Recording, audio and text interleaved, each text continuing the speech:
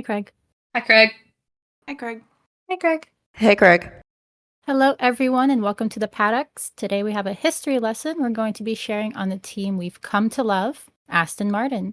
While the team hasn't been around long on the track, you'd be surprised at how it got to where it is today.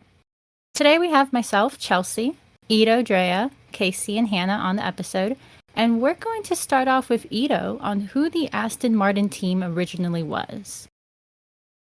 Yeah, I mean, as Chelsea said, they haven't been Aston Martin for long. So let's start off with who they were before. They originally came onto the scene in the 90s in its first incarnation as Jordan from 91 to 2005. And that actually was their longest incarnation to date. That team was founded by Irish businessman Eddie Jordan, hence name Jordan. How creative. And hence they also raced with an Irish license, which, for those who don't know, is like akin to a driver's license for Formula One cars. You basically need it in order to participate. Even though they raced under an Irish license, they were always UK/Silverstone based, and to this day that has never changed, even though we'll see like they at one point raced with a Dutch license and had all these different like licensing countries, but they were always the Silverstone team. And while Jordan itself was only active in F1 for 14 years, their story actually started in the early 80s within British F3, where they were known for battles like the ones between their test driver, Ayrton Senna, and Jordan Brault driver, Martin Brundle, both famous names in F1 today. One for being a exceptional driver whose life was just cut way too short, and the other one, Brundle, being a media commentator to this day.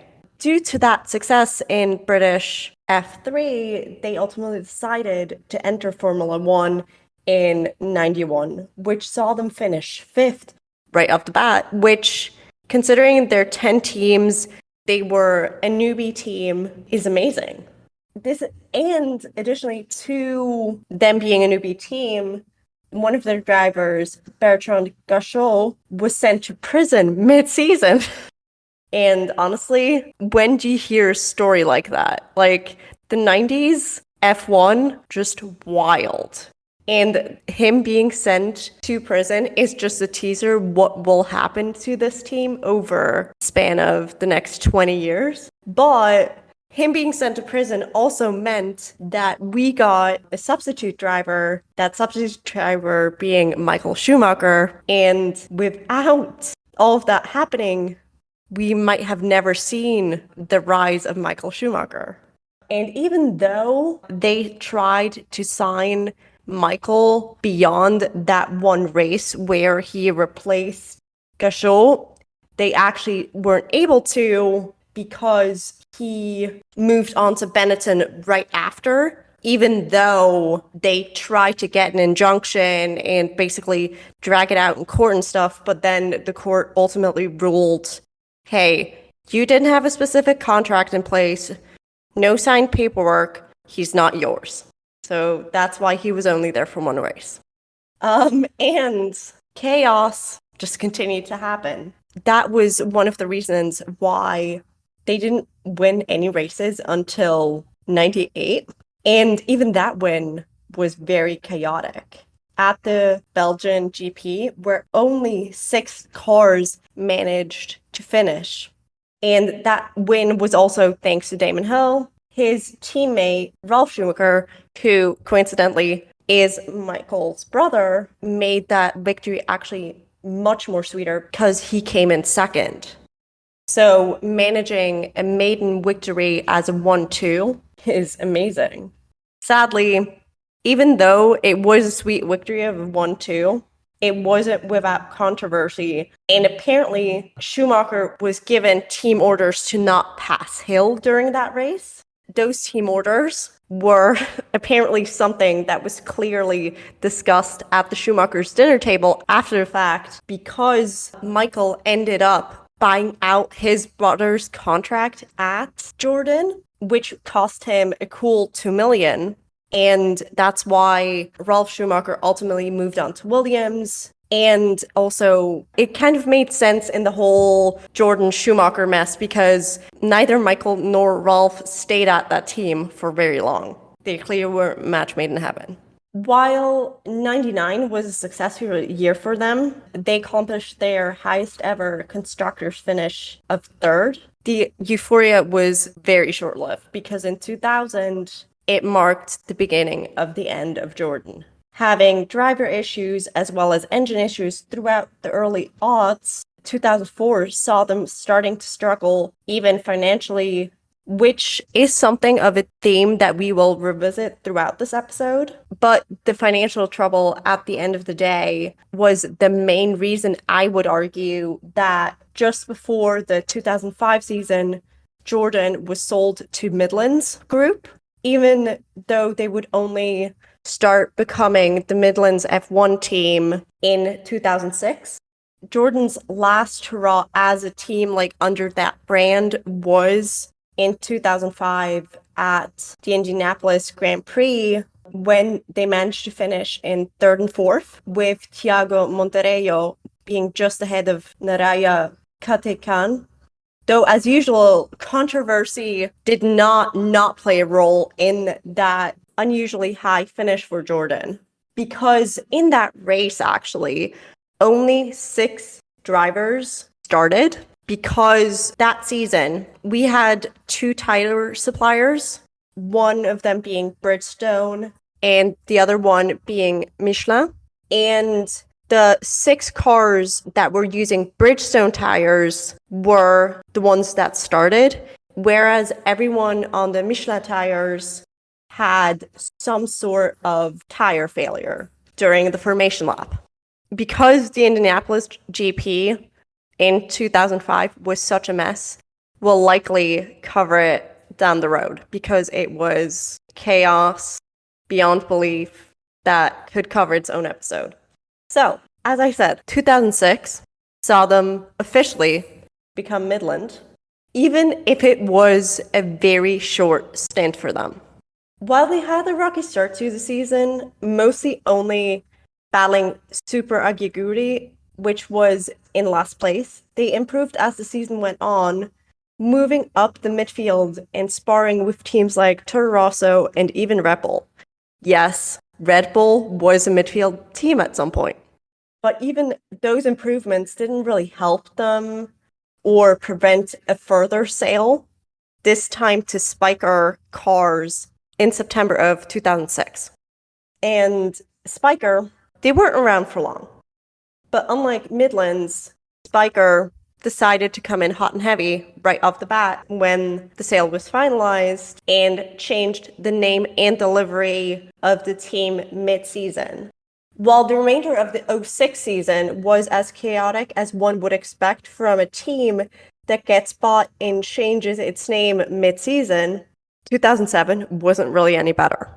Being plagued by financial troubles to the point where they had to release their first driver, Christian Albert, as well as a less than ideal car that they only managed to lead the lap with in one GP, which actually was funnily enough led by Albert's replacement, Marcus Windlehook, at the Nürburgring. Though even leading that lap at the European GP didn't secure Windlehook's seat beyond the European GP, as he too was replaced by Sakon Yakamoto right after. And again, I'm encouraging you guys to check out the European GP in 07 because those musical chairs at Spiker weren't the only weird things happening that race. It's really something to check out. So, 2007. By the time Japan rolled around, Spiker still wasn't with a single championship point that season. Thankfully, Adrian Sutil managed to change that as he was promoted into eighth place at the end of that race, which under the old system, for those of you that don't know, only the first 8 cars scored points rather than as it is now, first 10. He was promoted into eighth place because Vittorio Luzzi overtook him under a yellow flag, which isn't allowed, and therefore Luzzi was given a penalty and Sutil was promoted into eighth place. Sadly, even that single point and therefore the associated money at the end of the year didn't really help them with their financial trouble. And the sale that was already set in motion as early as August was not stopped. The team was bought by a consortium called Orange India, led by Indian businessman Vijay Malla and a Dutch entrepreneur who was already part of the board, Michael Mole, which Chelsea will talk more about. So I'd say the team has a confused identity by now. It's kind of like a teenager going through phases. And right now, we have found our newest aesthetic, which is Force India. Now, like Ito mentioned, this team has been going through consistent issues, finding its way on the F1 track. And after the last financial one, Indian businessman Vijay Mallya and Dutch businessman Michel Moll bought the Spiker F1 team for 88 million. Now, this was big news at the time because an Indian had never owned an F1 team before. In 2008, we officially saw Force India on the track with their retained team principal Colin Coles and Chief Technology Officer Mike Gascoigne from Spiker. We did have drivers Adrian Sotel and Giancarlo Fischella. So I do want to preface our Force India story by saying they were definitely chaotic, but the name did last around like 2019, so it was a pretty long time on the grid. And their first season was a doozy. By the end of the first season, we saw the team principal leave. We saw Gascoigne take over as team principal, and then he left as well. So Malia got stuck in both roles, basically. And they did have a technical director that assisted a bit too. And he was helping the team's cars transfer from Ferrari in 2009 to Mercedes engines in 2010. Because Force India decided they couldn't get a single point with the Ferrari engine. So they were like, okay, you're out. We're going to move to Mercedes. I did find out this left Force India team owing some money to Ferrari because their engine was so expensive in the first place. But James Key, the director for all of these changes, he left to Sauber at the end of 2010. So besides the constant switching of staff that was happening in the paddocks, those couple of seasons, they weren't having a lot of luck on the circuit either. Adrian Suttel was technically Force India's first driver, but he was a holdover from the Spikers team, and to put it plainly, he was not that great on the track with the team. He went 2 seasons of driving, so it was like about 35 races back then, and he DNF'd on 17 of them. The other driver, though, wasn't really having the best luck either, but Giancarlo, who was an ex-Renault guy, he did get the team their first podium in second place, with obviously getting the team their first points, at least that high in the standing, at 2009. And that was during the Belgian Grand Prix. So to this day, that had been Force India's highest placement, by the way. So we'll talk about some third place podiums they got a little later on, and it was by a driver we all know. Now, finally, Force India was seen getting some points on the circuit. We did have Giancarlo leave to Ferrari for the rest of the 2009 season after his podium, but he was retiring soon, and honestly, I would want to retire with Ferrari too, so... Funny enough, Malia stated he understood that there was no hard feelings, and he was stated saying, a competitive Italian driver in a Ferrari for Monza is a positive story for Formula One, which can only help raise the sport's profit in these difficult times. I do wonder if he was okay with it a little more, since he did technically owe Ferrari some money for the whole engine thing, but anyways. They ended up bringing Vitantonio Luisi for the second driver's seat to finish the 2009 season, and he ended up retaining that seat for the 2010 season. Now, they did finish 7th place with 68 points ahead of Sauber, but they were literally 1 point behind Williams because of a few DNFs and no podiums. In 2011, we did say goodbye to Luisi, And after having a pretty rough season, we said hello to Paul Di Rosera, who was last year's team test driver. Now, this was the first season that we saw Force India get a car made with a Mercedes engine and a McLaren gearbox. So in theory, they were actually really hoping for like a good season, but it wasn't to be. They were averaging in 6th to 10th place brackets, and they finished that season 6th in the Constructor Championship again. But you know what? They move on, they prevail, and in 2012, they say goodbye to their first driver of the past few years, Adrian, introducing a name we all love to say, Nico Hülkenberg. I do want to lightly touch that they let Adrian go not because of his skill, but because he was charged with assaulting the Lotus F1 team boss in a nightclub in Shanghai the previous year. So anyways, the season really, it wasn't anything amazing. There was no podiums, and really the closest finish they had ended with Nico almost on the podium before crashing into Lewis at the last race of the season in Brazil. So that was gone. And Force India is loyal, okay, because they brought Adrian back after his little punishment to the grid for 2013, and they said goodbye to Nico and said thanks for your work. So really nothing amazing, but they were 6th in the Constructors' Championship again, so at least we can call them consistent. You know, they're consistent at this point. 2014 now, though. Okay, hold on to your seats because they decide it's time for a complete driver swap up, technically complete driver swap up. They bring back Hülkenberg from Sauber. They send Adrian to Sauber, and Sergio Perez, better known as Checo, who I will refer to him as in this episode, was just let go of McLaren. So I honestly think it was really smart bringing Checo in because this team was finally back on the podium in Bahrain with their 3rd place slot. And they did it again with like Sergio multiple times throughout these years, which I'll talk about, but he was a good choice. They did keep it consistent again. They got 6th in the Constructors' Championship, you know. But this time, they did it with 125 points ahead of Toro Rosso, which is absolutely outstanding. Now, in 2015 is when we first hear these little rumors that Force India might be having some financial issues. Sounds like, you know, history repeats itself. But while they were able to retain Nico and Checo for these driver spots, they missed the first practice test of the session because they had some supposed setbacks on the car. But a little birdie, a little insider who worked within the company in a high position, they said that they missed this first practice test session because of a supposed setback on the actual finances. It was the team principal that season, Robert Fernley. He ended up admitting they'd probably miss all 3 practice sessions and do some work on their own. They did make it to the last test date in Barcelona, but Nico ended up crashing the car anyways. So I don't really think they needed that session. The season, though, honestly, it wasn't bad. Checo and Nico were midfield drivers, and the car itself had received some upgrades that ended up making it faster in the corners. And it was finally a little bit more reliable compared to the past versions, which had created way too many DNFs from tech and engine issues. We also saw Checo bring in another podium, 3rd place, and he helped the team deliver a new standing in the Constructors' Championship, and they were finally finishing that season in 5th place.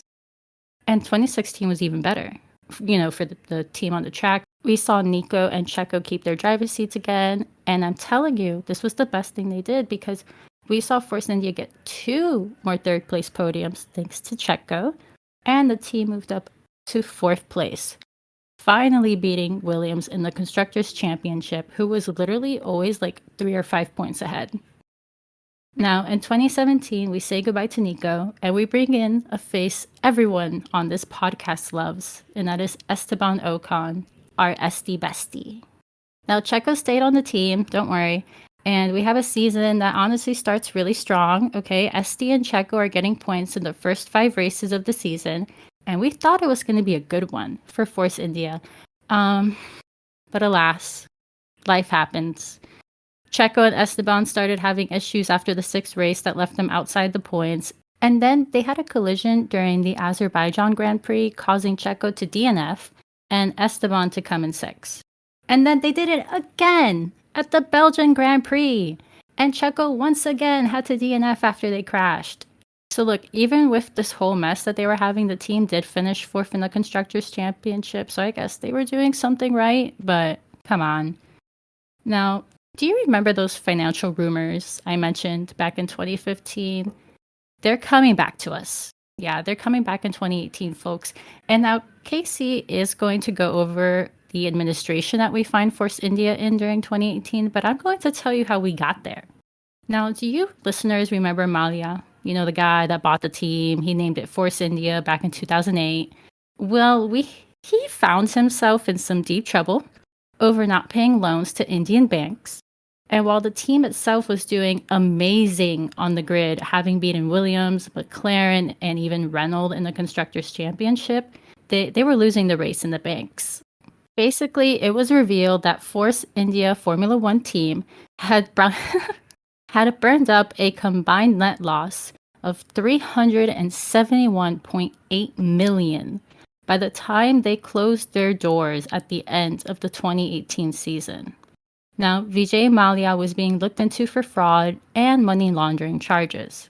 So imagine, the team literally had like $315,000 in the bank, and they had to cover the next staff bill with a 6.6 million loan from a sponsor, which is the water treatment company BWT. And this isn't counting the other hundreds of thousands that BWT had already given them, and the other 450 creditors who were all owed a total of $37.4 million from Malia. Now, obviously, this wasn't something that he was going to easily get out of, but thanks to Lawrence Stroll, who Casey will talk a little bit more about, they got their debts paid in full with a $118 million payment from Stroll. Now, to this date, that is literally the most someone has ever put cash into this team when it first began in 1991. Now, the administration who brought this to light is actually really interesting because it involves a Force India driver. So, Casey, can you tell me a little bit more about what happened with Racing Point there? Yeah. So on July 27th, 2018, the Forced India team was placed into administration literally right before the Hungarian GP started. And if you're not familiar, administration is a procedure under UK law that is put in place when a company is unable to pay their debts. So obviously, he did not have over $300 million to pay back. So that's when they brought in this process. So since the team was based in the UK in Silverstone, that means that they fell under the UK legal jurisdiction, which allowed this process to kind of take place. And during administration, the management of the company is replaced by insolvency practitioner, which is basically someone who is professionally trained and licensed to deal with unpaid debts. This insolvency practitioner is responsible for rescuing the company, saving the business, or trying to get the best result possible. In the case of the Force India team, the administration was actually instigated by a group of creditors that included Mercedes, who supplied their engine, BWT, their main sponsor, and actually one of Force India's drivers, Sergio Perez, or Checo, in order to allow the team to continue operating until a new owner could be found. This was done because of a wind-up petition that had been filed by some of the people that were owed money, which is a way for unpaid creditors to petition the courts to force an insolvent company or company who owes them, those debts into compulsory liquidation, which basically means it would have forced an immediate shutdown of the team and would put over 400 people without a job, just like that. So as Perez had been with the team since 2014, he knew his fellow employees very well, and they had bonded over a lot of their shared experiences. So he had to make a very difficult decision to sue the team to basically start this administration process to help save their jobs. Because while in administration, the team could keep running and they could keep working and getting paid. Now, there were several interested parties that were looking into purchasing the team and the team's assets, but the winning bid came from Racing Point UK. Now, this was an investment consortium led by, at the time, was Williams driver, Lance Stroll's father, Lawrence Stroll. It also included Andre Desmarais, Jonathan Dudman, John D. Idle, John McCaw Jr., Michael D. Picciotto, and Silas Cho, that was supported by Force India's senior management and created to actually help save the team. So Lawrence Stroll actually kind of worked with some of the employees at Force India to kind of develop this consortium to basically save the team and keep it in F1.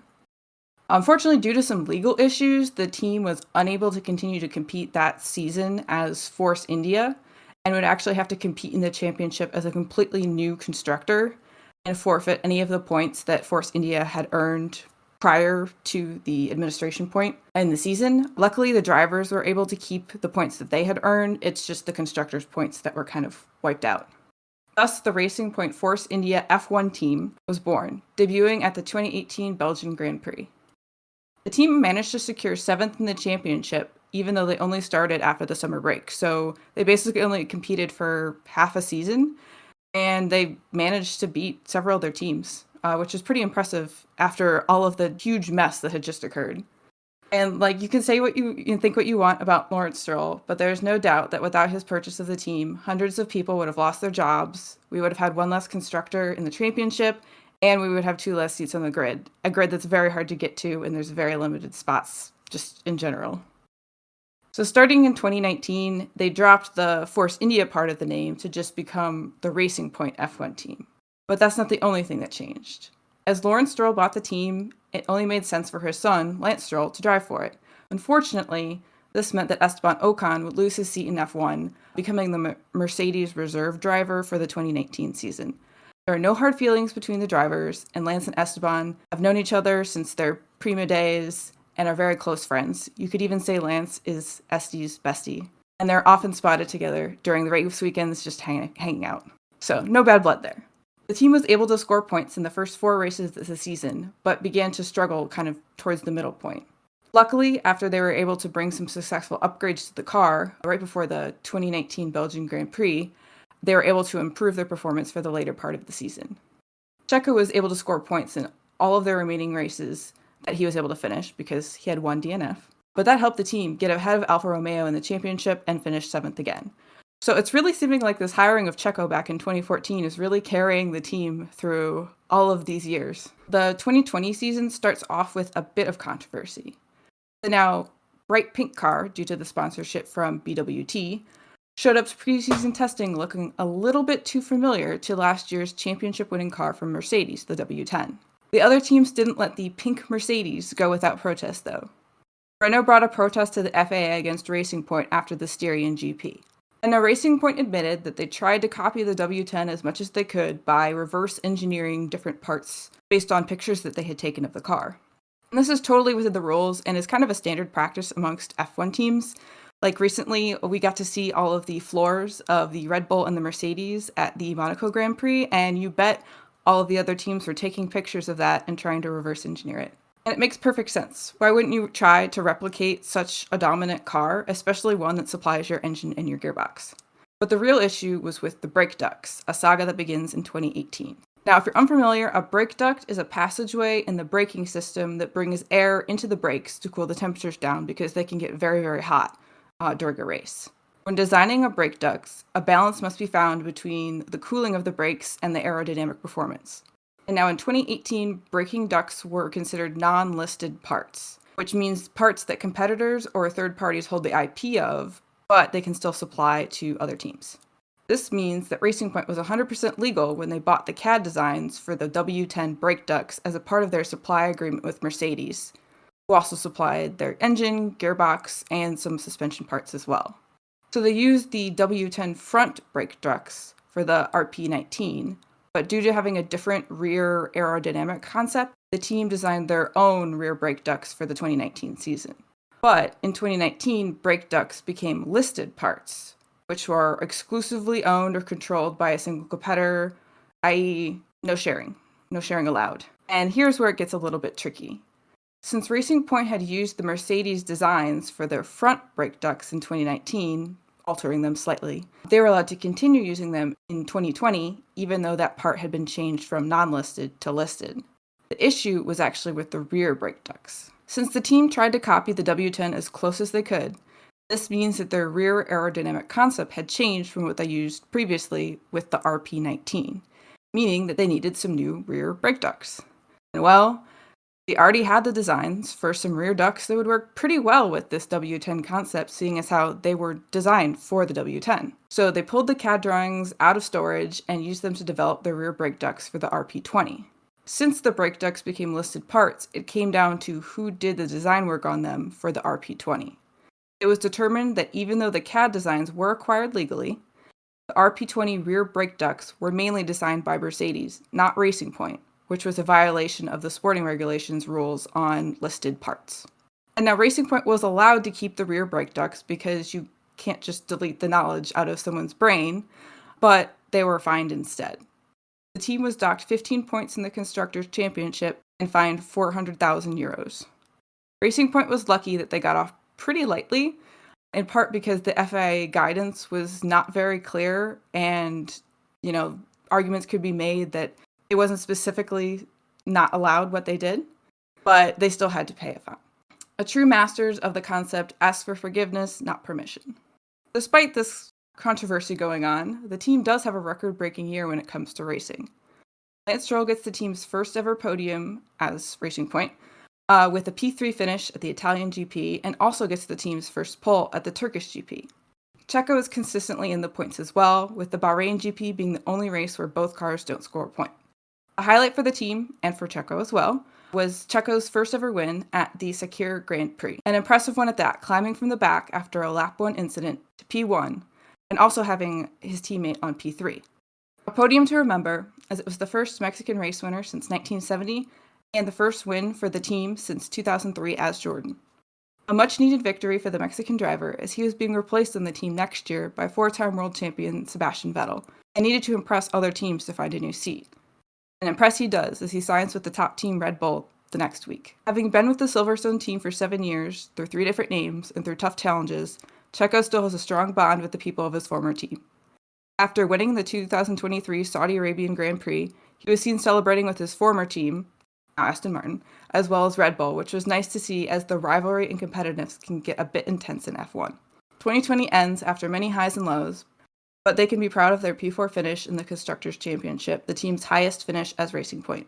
The change isn't over yet for this team, saying goodbye to the Racing Point name and the iconic pink livery at the end of 2020. Barbiecore F1 team, you will be missed. The marketing team up with the new Barbie movie that's coming out would have been amazing. But the future is looking green for this team, as Drea will get into. Yes, and how they became green is, as we all know, we've heard his name many times, Lawrence Stroll. Honestly, this man has the money. He is from Canada, like Lance, because he's his dad. And Lawrence had a very big hand in fashion. That's how he has all this money. Like, he brought Ralph Lauren, Michael Kors, Tommy Hilfiger to Europe and other places. So he's relevant to us because he, again, led a very wealthy group of people to invest £182 million into Aston Martin for 16.7% of the company holdings, which for us Americans who don't do currency conversions very well, because we only deal with, honestly, we don't even deal with cash. We just deal with swiping our card or putting it in online. That's $228,783,100 in our money. So it was a lot. He's already dished out more whenever he did Racing Point. Now he's dishing out more to become Aston Martin. So now he has the iconic Aston Martin color, and their name is Aston Martin America Cognizant F1 Team. With the whole rebranding and getting away from the BWT, we now have different drivers. We have Lance Still, and like Casey had said, we now have Sebastian Vettel, and they thought that his experience being a 4-time world champ would bring a lot to the team in developing the car and helping figure things out. We'll see how that goes in a second. They are currently using a Mercedes power unit, but they will switch to a Honda power unit in 2026. So for the 2021 season, they have Otmar Savnov as their team principal, the drivers, and then they have Nico Hulkenberg as their reserve driver, which we've heard his name multiple times before. Sadly, the team finished 7th in the Constructors' Championship with 77 points. They are very used to finishing 7th, so they are not at the front still, but they seem to be doing decent with being middle of the pack. Sepp got 2nd place for a podium in Azerbaijan, but after that, for the season, it was downhill, because in Hungary, he got disqualified and stripped of his podium, where he also placed 2nd, because the FIA will sometimes do randomized fuel checks, And they have to have a liter of gas in the car where they don't have to like keep pushing air into it to get stuff out or like do extra things to get the gas out of the car. So he did not have enough, and they have to have a liter because they use a third of it for each test that they do, and that disqualified him. In our hearts, though, he still got second, but it's fine.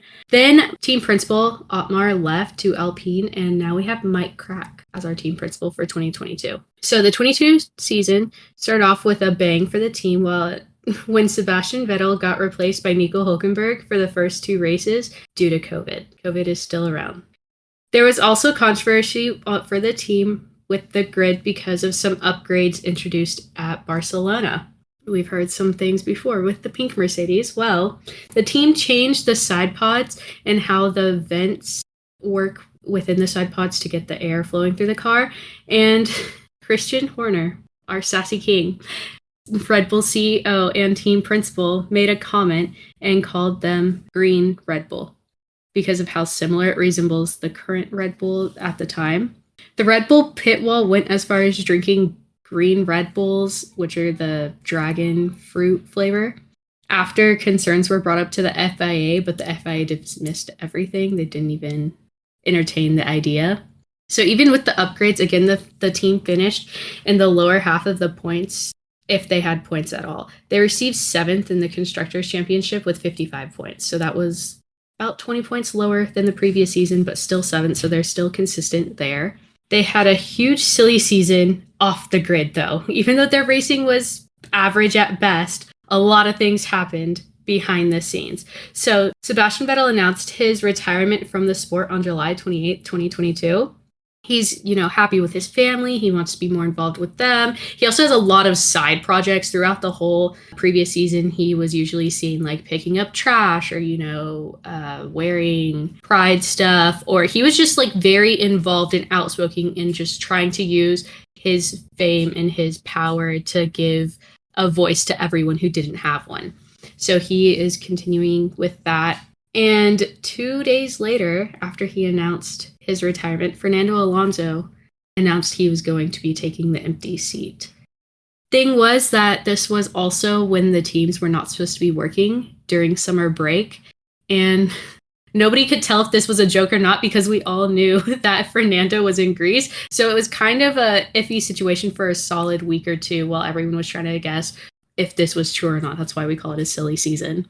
So before the 2023 season in Spain, before even testing, Lance had an accident on his bike, and we're going to go with he fell. And he ended up fracturing both his wrists. One needed a surgery. He ended up breaking his big toe. The big toe we didn't know until after he got done with the race, and it was revealed in an interview later. But yeah, it was a big thing that we may not have even had Lance start, which would be the second year that we'd have to have a reserve driver in a seat at the start of a race, at the start of a season. But it's fine. He was able to make it. He's a real warrior. With that, though, they did make a new rule that the drivers are no longer allowed to use their bikes on the track because of his injuries. And then they aren't really allowing scooters either. So far this season, Lance has had to retire the car twice and has finished in points 4 times out of the 7 races. So he's not doing too bad for starting out injured. Alonso, on the other hand, has been dominating this year. He really made a good choice switching over to Aston Martin as part of his L plan. Out of the 7 races, Alonso has placed 3rd on the podium 4 times, 2nd place once. Azerbaijan, he got 4th place, and then Spain, his home race, he got 7th. So he's been getting points consistently each race, and that has really been helping the team. Aston Martin now has 134 points and is 3rd in the Constructors' Championship. Now, there is a long way to go for the rest of the season, but things are looking up for them. We're excited to see how far it will take them. But yeah, I'm excited to see how Aston Martin does this season, especially with drivers like Lance Stroll and Alonso Fernando on the grid. And our driver of the week is going to be Lance Stroll because, in case you don't know, we're going to be doing something a little fun this week that Hannah's going to share. And that's a wrap. Thank you for joining us on today's Aston Martin Team Spotlight. Do you think both Aston Martin drivers will dominate this weekend? reach out to us on social media and let us know. You can find us everywhere as Paddock Girls Podcast, except Twitter. She's a little extra special as Paddock Girls Pod. Get excited, everyone, because we have a great spotlight for this coming Wednesday coming up. Don't miss out because we are talking about Lance Stroll. See you next time. Bye, Craig. Bye, Craig. Bye, Craig. Hi, Craig. See you, Craig.